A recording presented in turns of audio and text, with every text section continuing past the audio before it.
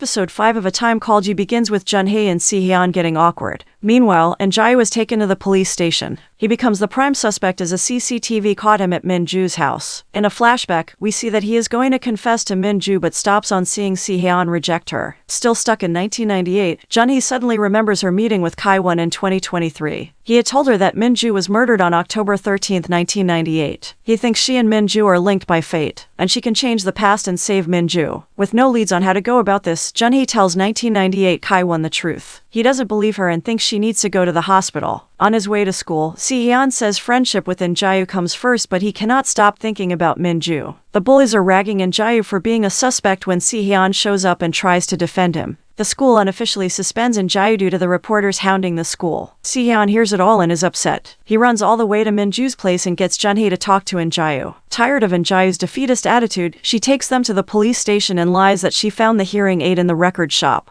Jae was just coming to take it from her. He never showed up and so she had it, which she dropped during the attack. The cop falls for it and says Jae is not a prime suspect anymore, which has the trio relieved. They go for lunch and Jun-hee tells Jae that Si-hyun convinced her that he is innocent. Si-hyun thinks Jae would do the same for him. Jae jokingly refuses and they bicker, having patched up. Si-hyun suddenly puts tons of chili in his jjajangmyeon dish and says it is the secret of the wildest fantasy, something Yeon-jun had also said and done. A stunned Jun-hee tests him by telling the same dad jokes Yeon-jun used to but doesn't get a reaction out of Si-hyun. Elsewhere, Min-ju's mom gossips to Kai-won about Si-hyun dragging Min-ju away. She wonders if he is a bad influence as she also keeps skipping school. Her brother could care less but promises to talk to Min-ju. At home, Si-hyun thinks about Jun-hee's jokes and laughs. He tries to shake off his feelings but can't. Kai-won and Jun-hee meet and he is ready to have the time-traveling conversation. He asks that if she is Jun-hee, where is Min-ju's soul? Min-ju screams from the mental cave, which Jun-hee hears but doesn't fully understand. She makes a deal for Kai-won to help her return to 2023 and she will raise Min-ju's grades. She unwittingly falls for his trap as his true goal of the conversation was anyway for her not to skip school anymore. At school, two girls try to recruit her for basketball and are shocked when she agrees as Min-ju is famously not into sports. But Jun-hee loves basketball. Da-hyun tries to shoot her shot but Si-hyun brushes her off on hearing Min-ju is killing it on the court.